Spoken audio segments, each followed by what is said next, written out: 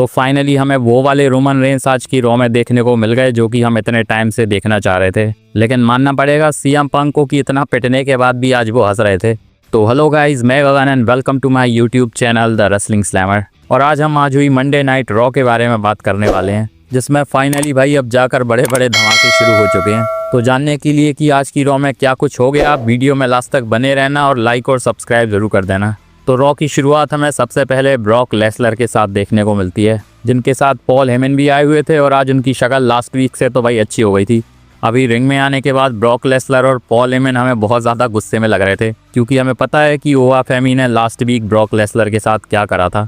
यहाँ क्राउड भी भाई ओवा फेमी के बड़े लाउड चैंट्स लगा रहा था, जिसके बाद पॉल हेमन कहते हैं कि उस बंदे का नाम मत लो, ब्रॉक लेसलर को गुस्सा आ रहा है। अभी वैसे पॉल हेमन रिंग में सारी चीज़ें एक्सप्लेन करते हैं लास्ट वीक की, जो भी ओवा फेमी ने ब्रॉक लेसलर के साथ किया था। और यहाँ उनका कहना था कि ब्रॉक लेसलर के साथ धोखा हुआ था, क्योंकि लास्ट वीक भाई इतने सारे बंदों को ब्रॉक लेसलर ने बजाया, जिसके बाद सेथ रॉलिंस के डिस्ट्रक्शन के साथ ही ओवा फेमी उन पर अटैक कर पाए। यहाँ ओवर हाइप भी बताते हैं पॉल हेमन ओवा फेमी को, और कह रहे थे कि भाई WWE ज़बरदस्ती उन्हें हाइप कर रही है। अभी फिलहाल ये भी बात चल रही है कि भाई ब्रॉक लेसलर को ओवा फेमी डीथ्रोन करेंगे और वो नेक्स्ट ब्रॉक लेसलर बनेंगे। तो यहाँ पॉल हेमन बहुत क्लियरली कह देते हैं कि भाई ये सारी चीज़ें भी बहुत ज़्यादा फालतू हैं, क्योंकि अब तक बहुत सारे बंदे आए लेकिन ब्रॉक लेसलर को कोई भी डीथ्रोन नहीं कर पाया।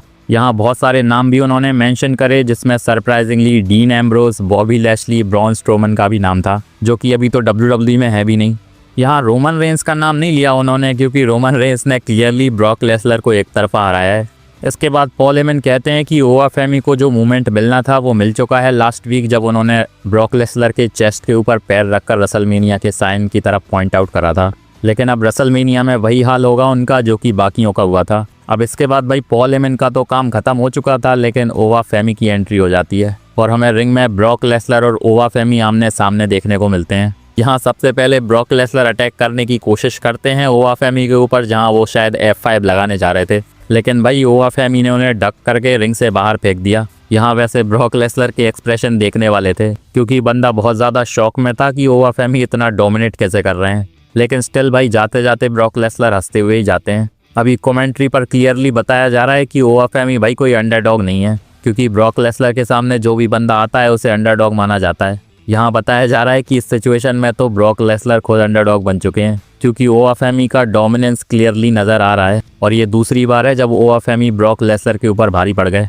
इसके बाद हमें नेक्स्ट मैच देखने को मिलता है ऊसोस और द विजन के बीच में, लेकिन इस मैच में tag team championship on the line नहीं थी। अभी ये मैच तो ज़्यादा चलता नहीं है, क्योंकि लोगन पॉल बहुत ज़्यादा चुल करने की कोशिश कर रहे थे, और एक मोमेंट पर तो वो ब्रास नकल भी लेकर आ गए थे। लेकिन तभी LA नाइट की एंट्री होती है, जो कि लोगन पॉल को बजा देते हैं, और यहाँ उन्होंने उनसे ब्रास नकल लेकर जे ऊसो को रिंग में दे दिया, जिसका यूज़ भाई जे ऊसो करते भी हैं और ऑस्टिन थ्योरी को उसी ब्रास नकल से मारते हैं। लेकिन जे ऊसो ने वैसे ब्रास नकल छुपाया नहीं था, तो रेफरी सब कुछ देख रहा था, जिसके बाद ये मैच डिस्क्वालिफिकेशन से एंड हो जाता है और विक्ट्री विजन को मिल जाती है। लेकिन भाई जे ऊसो की शक्ल से लग रहा था कि आज बंदा दूसरे ही मूड में आया है, क्योंकि अभी विजन जीत गई थी तो लोगन पॉल अकेले सेलिब्रेट करने के लिए रिंग में आए थे, पर जे ऊसो गुस्से में भाई उनके मुंह पर भी उसी ब्रास नकल से मारते हैं। इसके बाद वैसे LA नाइट, जे ऊसो और जिमी ऊसो का हमें बैकस्टेज से भी एक सेगमेंट दिखाया जाता है, जहां भाई इनके बीच में आर्गुमेंट हो जाती है, क्योंकि यहाँ जे ऊसो गुस्से में थे और LA नाइट उनसे कह देते हैं कि भाई तू रोमन रेंस की तरह बातें कर रहा है। तो जो भी रोमन रेंस की फैमिली में ज़्यादा गुस्से में होता है उसे रोमन रेंस से कंपेयर कर दिया जाता है। यहाँ वैसे जे ऊसो कह रहे थे कि जो भी उनकी फैमिली के बारे में बोलेगा वो उसे ऐसे ही मारेंगे। जाते जाते जिमी ऊसो भी यही कह के जाते हैं कि सीएम पंक का भी कुछ ऐसा ही हाल होगा, और अभी मेन इवेंट में हमें ऐसा कुछ देखने को मिलने भी वाला था। अभी वैसे LA नाइट का समझ में नहीं आ रहा है कि WWE उनके साथ करने क्या वाली है। फिलहाल तो भाई विजन के साथ ही उनका रैंडमली यूज़ हो रहा है। इसके बाद हमें नेक्स्ट रिंग में बेकी लिंच देखने को मिलती हैं, जो कि लास्ट वीक जो उन्होंने AJ ली के ऊपर अटैक किया था उसे एड्रेस कर रही थी। बेकी लिंच के रिंग में आने के बाद AJ ली के बहुत ज़्यादा लाउड चैंट्स लगाए जा रहे थे। तो यहाँ वो कहती हैं कि भाई तुम लोग किसके चैंट्स लगा रहे हो जो तुम्हें 10 सालों तक छोड़कर चला गया था। इसके बाद वो ये भी कहती हैं कि भाई जब मैं गई थी WWE से तो भाई मैं अपनी फैमिली के लिए गई थी, और इसीलिए भी गई थी क्योंकि तुम लोगों को मेरी पड़ी नहीं थी। यहाँ शायद 2024 की बात हो रही है जब बेकी लिंच ने ब्रेक लिया था। लेकिन इसके बाद उन्होंने भाई वापसी जब करी थी तो वो सीधा वर्ल्ड टाइटल के लिए नहीं गई, वो इंटरकॉन्टिनेंटल चैंपियनशिप के लिए गई थी। जिसके बाद उन्होंने वर्ल्ड टाइटल से ज़्यादा प्रेस्टीजियस इंटरकॉन्टिनेंटल चैंपियनशिप को बना दिया। वैसे ये चीज़ रियल है क्योंकि अभी जो यूएस टाइटल का हाल चल रहा है, आईसी टाइटल उससे बहुत ज़्यादा ऊपर आ चुका है। इसके बाद बेकी लिंच ये भी कहती हैं कि एजे ली ने डीवास एरा शुरू करा था, लेकिन उन्होंने आकर उसे एंड कर दिया। और इसके बाद हमें एजे ली की एंट्री देखने को मिलती है, जो कि भाई बड़े गुस्से में रिंग की तरफ जा रही थी, लेकिन उनके रिंग में आने से पहले ही बेकी लिंच ने भाग लिया। यहाँ एजे ली माइक लेती हैं और कहती हैं कि भाई बहुत ज़्यादा हो गया है अब तेरा, मैं तुझसे तंग आ चुकी हूँ। जब से उन्होंने रिटर्न करा है बेकी लिंच से ही उनका सामना हो रहा है और वो उन्हें मार मार कर थक चुकी हैं, लेकिन स्टिल अब उन्हें एक बार और ये काम करना है और अब की बार वो ये काम रेसलमेनिया में करेंगी। जिसके बाद वो अनाउंस करती हैं कि बेकी लिंच को भाई टाइटल शॉट दिया जाएगा रेसलमेनिया में, जिसके बाद वो बेकी लिंच को एक बार और अच्छी तरीके से बजाएंगी और फाइनली ये चैप्टर क्लोज हो जाएगा। लेकिन बेकी लिंच यहाँ क्राउड में खड़ी खड़ी हंस रही थी और कहती हैं कि भाई रेसलमेनिया में वही होगा जो पहले हो चुका है। लास्ट टाइम जब रेसलमेनिया में तूने कम्पीट करा था तो उसके बाद भाई हमने तेरा नाम सुना नहीं था, क्योंकि इसके बाद एजे ली ने WWE छोड़ दी थी। तो बेकी लिंच के हिसाब से इस बार भी ऐसा ही कुछ होने वाला है। तो ऑफिशियली अब हमें एजे ली और बेकी लिंच का मैच अब इंटरकॉन्टिनेंटल चैंपियनशिप के लिए रेसलमेनिया में देखने को मिलेगा। वैसे ये फ्यूड बहुत ज़्यादा लॉन्ग टर्म की हो चुकी है, तो शायद फाइनली रेसलमेनिया में एंड हो जाएगी। नेक्स्ट इसके बाद एक फिलर मैच देखने को मिलता है हमें जेवॉन एवॉन्स और ग्रेसन वॉलर के बीच में, जिसमें जेवॉन एवॉन्स की ईजी विक्ट्री हो जाती है।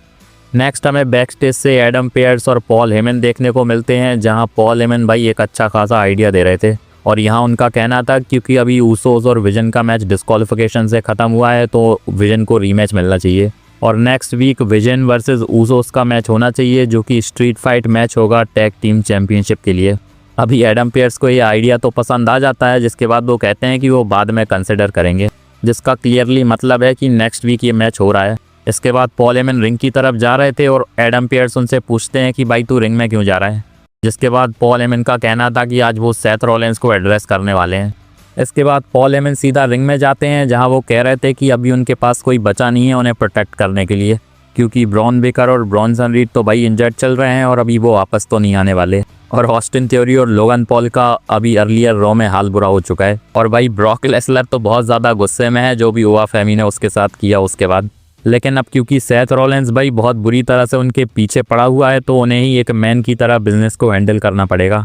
पर यहाँ वो क्लियर करते हैं कि इसका मतलब ये नहीं है कि भाई मैं उसको रेसलमेनिया में चैलेंज करने वाला हूँ, पर स्टिल उनका कहना है कि आज वो मैन टू मैन बिजनेस को हैंडल करेंगे। जिसके बाद वो सेथ रॉलिंस को भी बुलाते हैं और भाई सेथ रॉलिंस अपेयर हो जाते हैं। यहाँ सेथ रॉलिंस अनाउंसिंग टेबल पर खड़े थे और उनके रिंग में आने से पहले ही भाई पुलिस वाले आ जाते हैं और यहाँ इसके बाद पॉल हेमन कहते हैं कि भाई मेरी फैमिली में जो बिज़नेस है मैं वही करने वाला हूँ। अभी हमें पता है कि हमारे पॉल हेमन एडवोकेट हैं बहुत बड़े वाले, तो वो सेथ रॉलिंस को गिरफ्तार करवा देते हैं। यहाँ उनका कहना था कि क्योंकि भाई तू मेरे 50 फीट के अंदर अंदर पास में आ गया है तो अब तू जेल जाएगा। इसी के साथ वो ये भी कहते हैं कि अब तू जब जेल जाएगा तो तेरी वाइफ बेकी लिंच तुझे डिवोर्स दे देगी और हमारे हाफ रोस्टर में से किसी के साथ शादी कर लेगी, जिसके बाद भाई तेरी डॉटर का बुरा हाल होगा और उसे बचाने के लिए फिर मैं आऊँगा। यहाँ पॉल हेमन भाई बहुत ज़्यादा डीप जा रहे थे और कुछ ज़्यादा ही पर्सनल सी चीज़ें बोली जा रही थी, लेकिन स्टिल सेथ रॉलिंस कुछ कर नहीं पाए क्योंकि पुलिस वाले भाई गिरफ्तार करके ले गए उन्हें। जाते जाते वैसे सेथ रॉलिंस थोड़ा बहुत तो पॉल हेमन को बजा कर जाते हैं, लेकिन इससे कुछ होने नहीं वाला और अभी तो पॉल हेमन और पिटेंगे।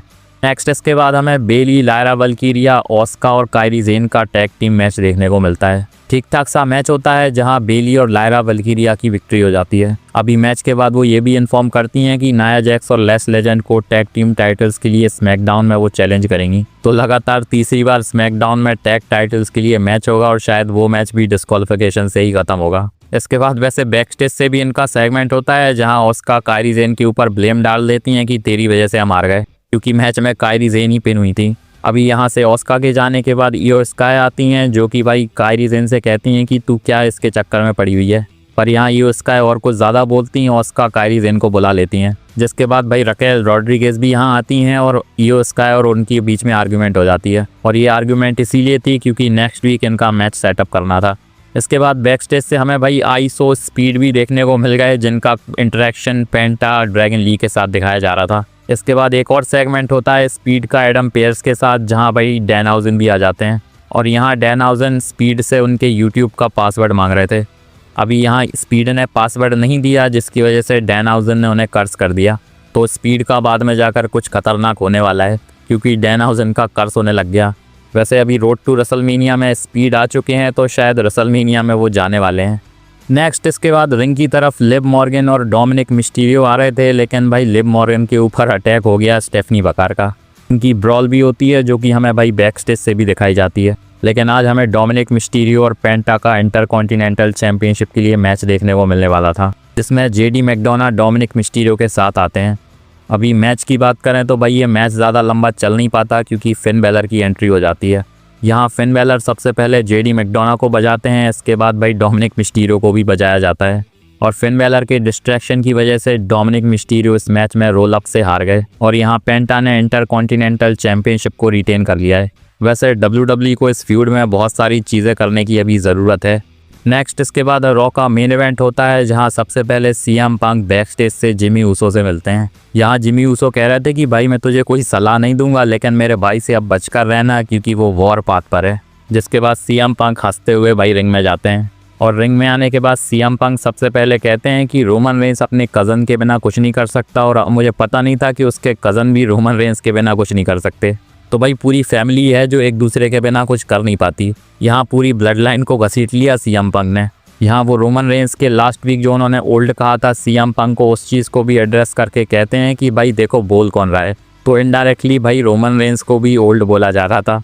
यहाँ वो ये भी कहते हैं कि भाई उन्हें ओल्ड होने से शर्म नहीं आती जैसे रोमन रेंस को आती है, इसीलिए वो अपने सफ़ेद बालों को छुपा कर आता है। इसके बाद सीएम पंक क्लियर कर देते हैं कि रेसलमेनिया में जो रोमन रेंस ऑयल पोत कर आता है अपने शरीर पर, वो उसका पूरा झड़ जाएगा और उसके बाद मैं उसे हरा दूंगा। और जब वो नेक्स्ट मंडे नाइट रॉ में उठेगा तो उसे पता चलेगा कि उसके हाथ से वर्ल्ड टाइटल अपॉर्चुनिटी चली गई है।